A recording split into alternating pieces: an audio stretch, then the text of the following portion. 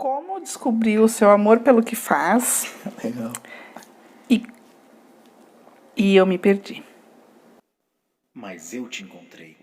Eu te encontrei, você sabe. Bom, então vamos lá, mais Calma. uma pergunta. De novo. Você não contou. Não contei. Yes, ok. Ok. Ok. Então vamos lá, mais uma pergunta. Opa. Você pode ouvir qualquer tipo de música? Eita, coitada da minha esposa, né? Tem que aguentar o meu gosto musical. Prefiro não comentar. Gente, sim, a gente pode ouvir qualquer tipo de música. A questão é, eu tenho ouvido seletivo. Não é todo tipo de música que eu vou ouvir. Essa é uma grande diferença.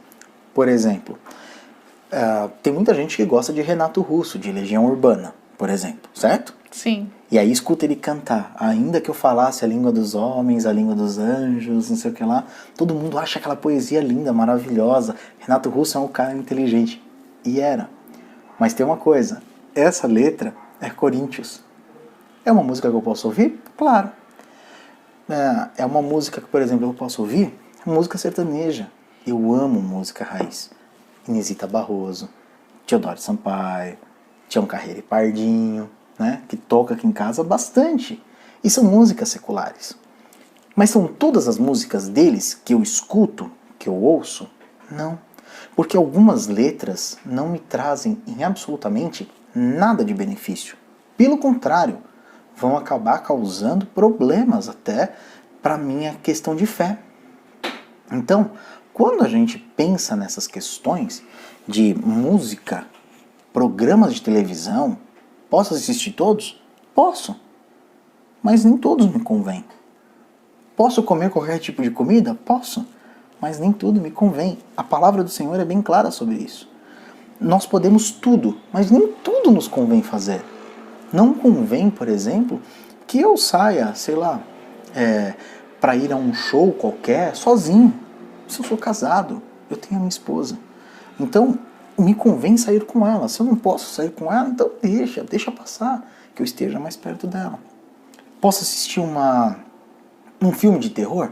Posso, sem problema nenhum, como eu já fiz várias vezes, assisti vários deles. Mas você olha para aquilo, traz algo de bom? Tem algum proveito? Sim, não tem. Então, não assisto, não escuto. E assim vai. Então, pode-se ouvir todo tipo de música assim. Mas ter ouvido seletivo é bom. A gente evita certas coisas e passa menos nervoso. Exatamente. Descobriu o seu amor pelo que faz. E quando criança, se você já queria ser padre ou bispo. Legal. De fato, né? Sim, quando eu era criança, eu gostava muito de brincar com os comandos em ação, né? Lego. Adorava brincar de Lego, aquilo pra mim era muito bacana. E normalmente o que acontecia? Nos meus castelos do Lego sempre tinha o padre. Até então era a figura que eu tinha na questão da fé. Minha família vem de uma origem católica romana. Tá? Uma parte católica romana, outros já eram protestantes, mas muito pouco que a gente tinha contato. Alguns adventistas e espíritas também. Então eu fui criado num meio muito de miscigenação da fé. Então a figura que eu conhecia era quem? O padre. O que eu fazia? Eu pegava um pedaço de papel branco e botava num dos bonequinhos do Lego, colava ali, desenhava ali a história, ele era o padre do castelo. Sempre teve. Os meus comandos em ação, por exemplo, todos eles fizeram primeira comunhão e foram batizados. Porque eu pegava o chale da minha mãe, jogava assim em cima, né? E ia brincar com os bonequinhos. Né? Ah, La Russe, eu lembrei. Era a enciclopédia La Russe, que eu não sabia ler e escrever ainda. Então eu achava que era aquela La Russe, né? A vermelha. Era o que o padre usava lá na igreja. Então você imagina que engraçado, né? Eu abri uma La Russe e fazia ali, sabe Deus o quê, pros bichinhos lá. Então eu entendi que um dia meus bonecos tinham que fazer a primeira comunhão e serem batizados e eu fiz tudo isso. É muito engraçado. A história é verídica, gente. A minha sogra me contou isso. É verídico. Então, assim, é muito legal a gente saber disso. Então, desde criança, sim, desde criança a vocação. Recebeu o chamado. Pois é. Bom, respira.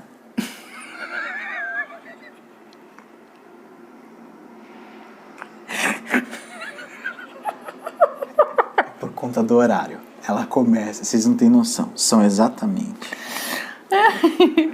00:20. Passou da meia-noite, ela começa a ter ataque de riso. Isso aqui não vai. Eu entrei na igreja, na paróquia Santa Cruz, da igreja anglicana, que fica literalmente próximo ali do metrô Santa Cruz. E aí eu vi lá a paróquia, era um domingo de manhã, eu estava bem cansado já, estava voltando de um plantão. Aí eu olhei e falei, eu vou entrar aqui, vou falar com Deus. Aí sentei lá, parei um pouco, sentei, e dali a pouco começou, né, o culto, e até então, para mim, estava como uma missa, porque é muito parecido, né, a liturgia. E aquilo foi, eu fui olhando que tinha alguma coisa diferente, o outro falou, mas o que eu estou fazendo aqui? Que lugar é esse? Até que o reverendo que estava lá recebeu uma homenagem das suas filhas. Aí eu não entendi nada. Eu falei, o reverendo, eu já ouvi esse termo em algum lugar, mas ainda muito novo, muito moleque, eu ainda não tinha assimilado o que era. E aí as filhas chamam ele, papai, a mamãe, né, e faz toda a homenagem, e ele se levanta de túnica e estola. Aquilo me chamou a atenção. Eu falei, não, eu preciso parar e estudar melhor. Quando terminou então o culto, eu pedi para o reverendo se eu poderia falar com ele. Mesmo sendo aniversário dele, ele esperando todo mundo lá da família, dos amigos, dos irmãos, ele parou e conversou uns 10 minutos comigo. Uma pessoa muito simpática, foi super solícito, entrei em contato de novo e aí eu passei a conhecer a igreja anglicana. Dentro do anglicanismo, né, tem outras divisões, outras ramificações, e uma delas é a igreja episcopal, que foi a que eu melhor me assimilei, vamos dizer assim, ou me assemelhei, né, na verdade, me assemelhei. Então a gente fechou. A igreja episcopal realmente traz exatamente aquilo que eu vejo como característica de igreja, que é principalmente o ministério orando em família. Justamente isso, a fé proporcionada através da família. Somos uma família. Então a nossa família é quem? Você, as crianças e a nossa vizinha. Porque ela também é cristã, então ela faz parte do nosso ciclo de família. Então a gente trata ela como família. E aí eu trato aquela irmã que faleceu, né, Maria do Socorro, por exemplo, ela era minha irmã em Cristo. Mesmo estando lá no Recife, longe, mas ela faz parte dessa irmandade, dessa fé, dessa família que Jesus Cristo nos forma. Então o Ministério Orando em Família me trouxe essa alegria, essa tranquilidade. Então foi aqui que realmente eu finquei os pés e graças a Deus estamos aí, né, Paixão? Firme e forte. Graças a Deus. Vamos lá, então, mais uma perguntinha. Opa. Quanto tempo de estudo você teve que fazer para ser o que é hoje? Bom, a gente nunca para de estudar, né? Pois é. Mas assim, de uma forma geral, a igreja exige dos ministros um mínimo de formação teológica, tá? Que seja formado em teologia. Então, no caso, 4 anos, que é a faculdade de teologia. A gente tem ali alguns períodos, né, de interstício, um período ou outro entre o seminário e tudo mais, que dá em torno de 1 ano e meio, 2 anos. Como minha trajetória ela foi bem ampla, então no total foram 7 anos estudando para poder estar hoje na Igreja Episcopal Cristã Brasileira e fazendo parte do Colégio dos Bispos. Isso eu também quero saber a resposta, Raquel. Freiras podem casar? Não! As freiras, de um modo geral, elas também pertencem ao condicionamento romano da Igreja Católica Apostólica Romana. Do mesmo modo que os padres são celibatários, ou seja, impedidos de casar, também as freiras. Sim, mas... isso é bonitinha. Isso é bonitinha. Como é a relação com seus filhos e se eles compreendem sua função como servo de Deus? Legal. Eu vou responder esta pergunta deixando depois algumas fotos aí para vocês. das crianças, do bispo Lucas e da missionária Ingrid, por exemplo, do Breno como coroinha, enfim. Eu lembro uma das coisas engraçadas quando a gente começou a namorar, né? O Breno já existia, né? Ele já vem do primeiro relacionamento da minha esposa.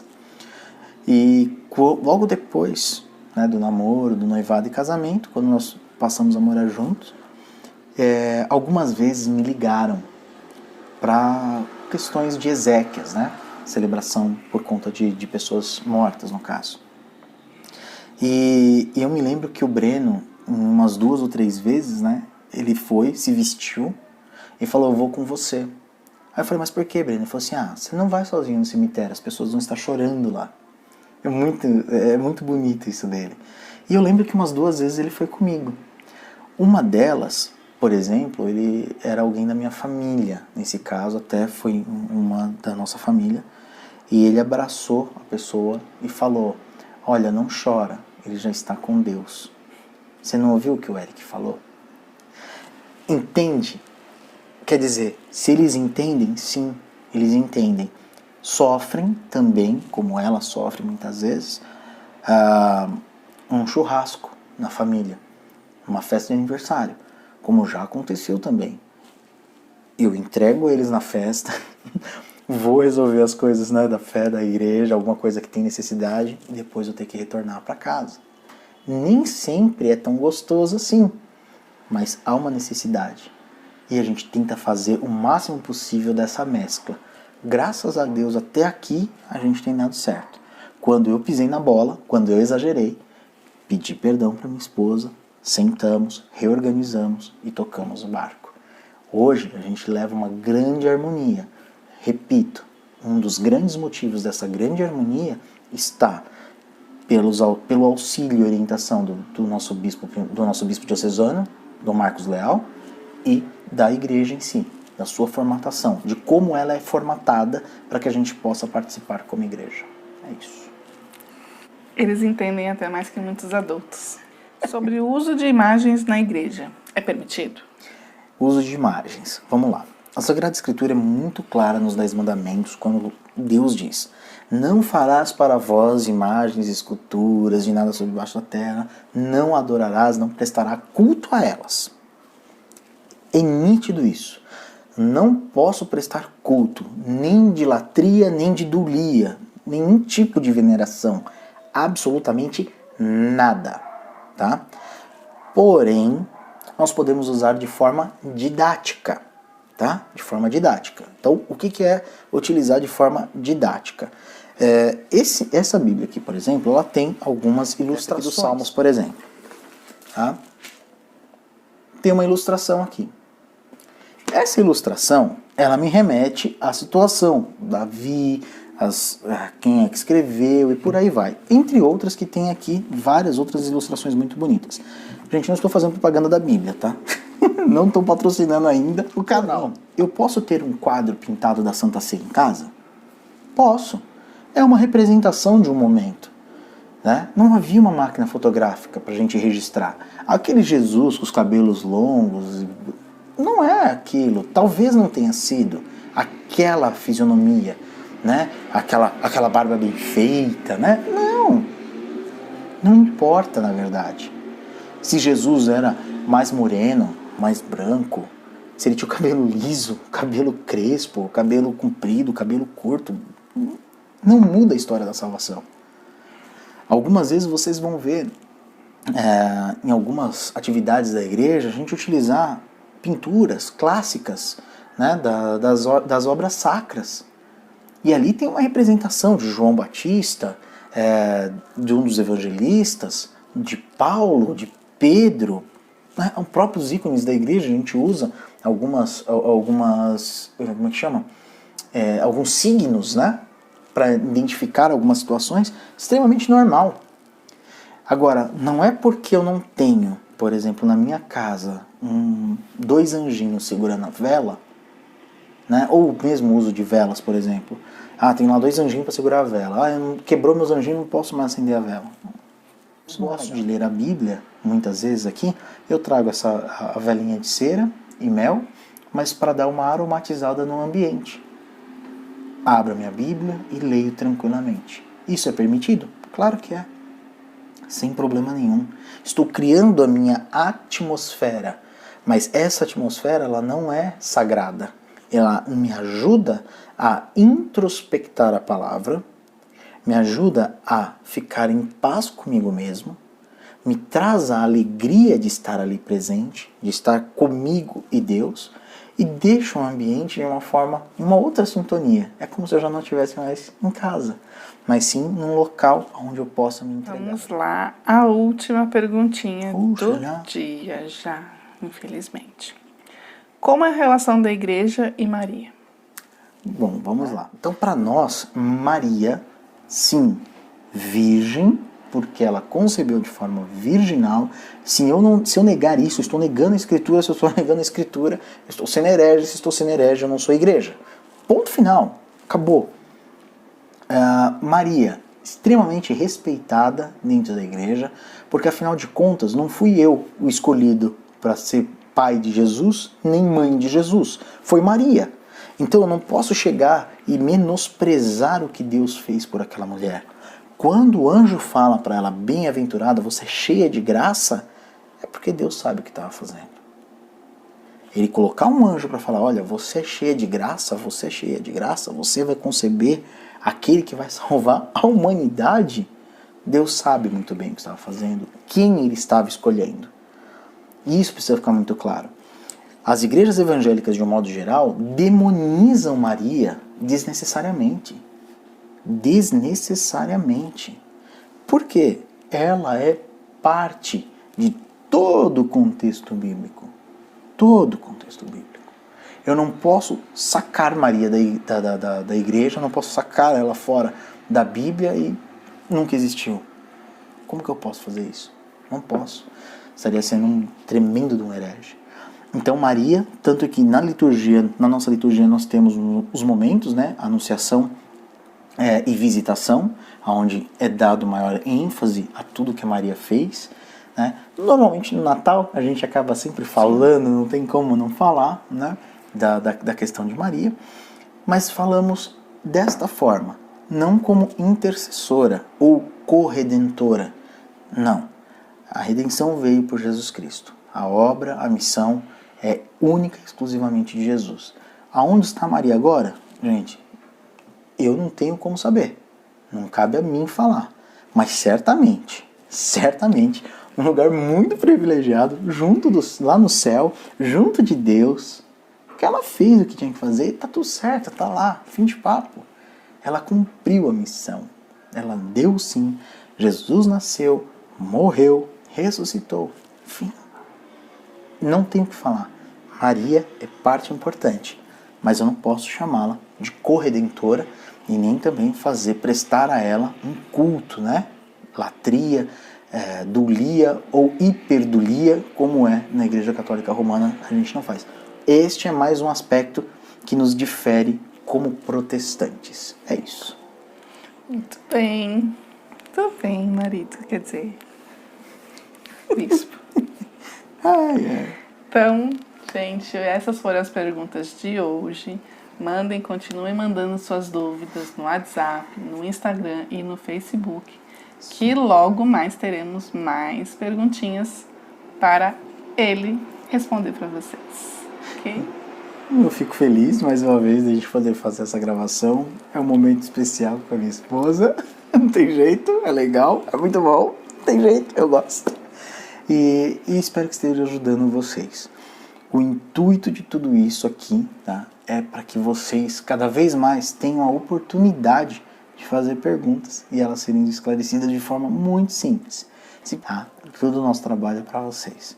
É a obra do Pai. Eu só estou aqui para servir. Bem, então, um ótimo final de semana para vocês, uma ótima semana, que Deus continue abençoando cada vez mais todos vocês. Um beijo. Um beijo no coração. E antes de encerrar, queria dedicar este programa, em especial, à memória da irmã Maria do Socorro, né, que faleceu lá no Recife, uma pessoa muito amada, muito querida, né? O Papai do Céu possa ter Ela lá com ele já preparando a sua volta, né? Quando ele voltar, que seja em honra e glória.